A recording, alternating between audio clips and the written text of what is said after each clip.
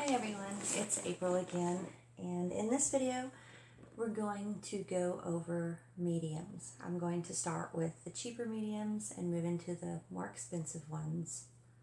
Essentially, I just want to start by talking about the masters. And I know there's people that debate on whether this is even considered art, but I want to talk about archival quality, things of that nature.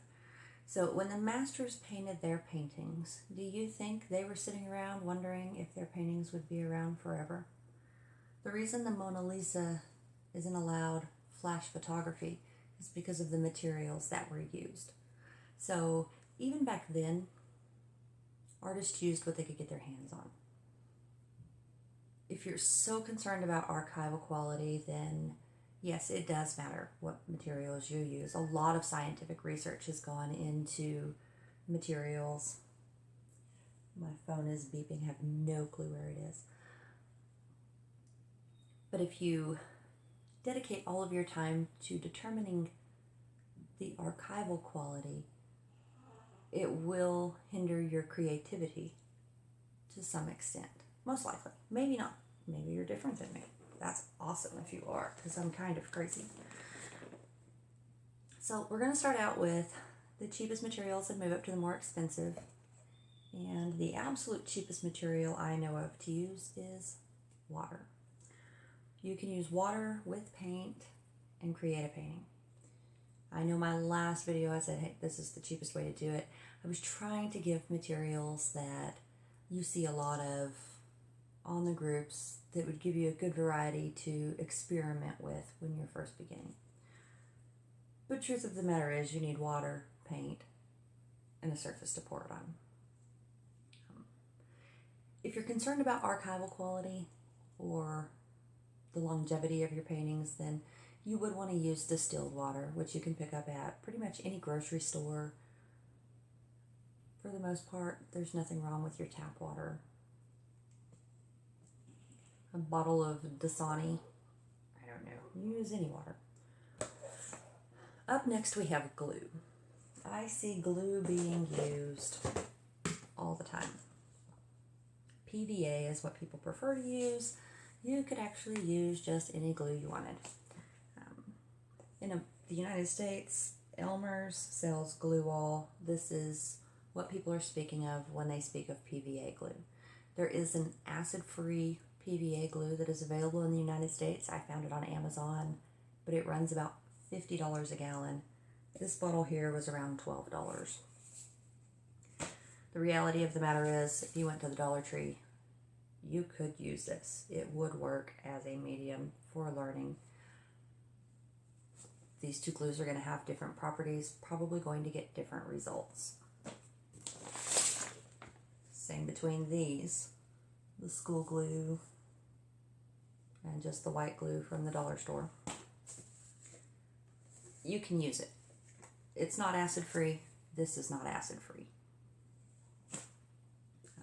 The one I found on Amazon was pH neutral. I'm not sure if Elmer's is pH neutral. I could not find that information on their site. But that at least gives you an idea of the glues. I think this was like $20. This was $1 for 2 bottles, so this is 50 cents. Up next we have Floetrol from Flood. Flood is a PPG brand, which is Pittsburgh Paints Group. This product is actually created for thinning down latex paints for spray application in residential painting, commercial painting, things of that nature. It improves the fluidity of the paint, it helps level it. So the qualities are very similar to what a pouring medium does. You can do a painting with just Floetrol and paint. Floetrol, water, and paint. As you build formulas, you'll see that you can add more things if you want. But sometimes I think the best formulas are the simple formulas. I couldn't find anything on the acid rating, and I don't know where my pH strips are, so I'm not going to test this.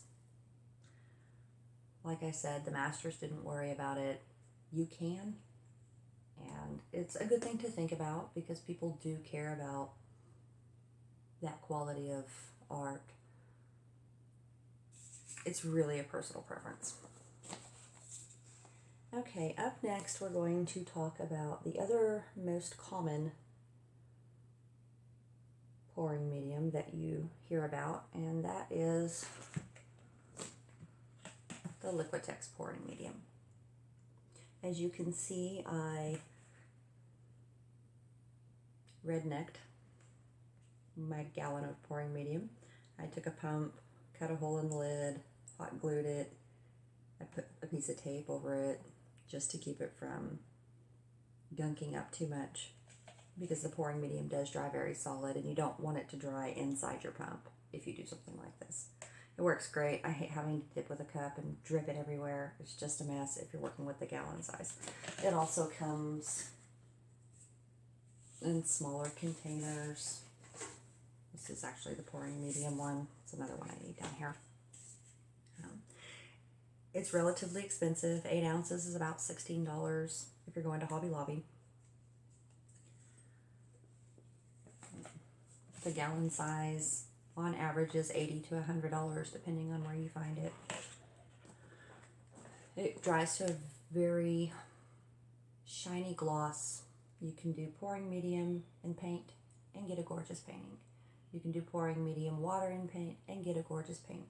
You could do pouring medium, Floetrol, glue, paint, water, silicone, add a million things in there and get a beautiful painting.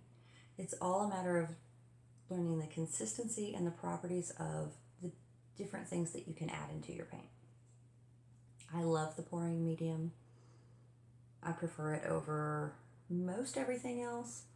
I like Floetrol if I want cells. Floetrol's amazing for getting cells. So a couple of the other Liquitex products that I have played with are the matte medium. This will make your paint dry to a very dull finish.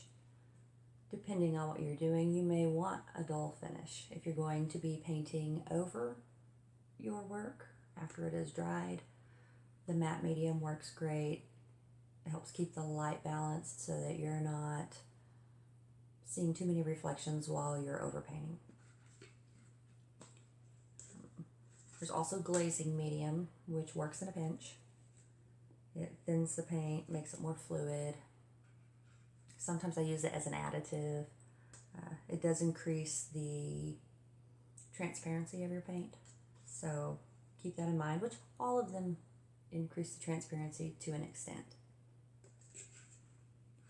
But it does dry very clear, archival, as is the matte medium, as is the pouring medium. So if that is your concern, these are good products for that purpose. And one other thing to say just about the matte medium, if you use this, you can always coat over it with a gloss finish to get that shiny, brilliant finish that everyone is after. I'm going to go ahead and go to a part 2, just because I've had a couple issues with video length.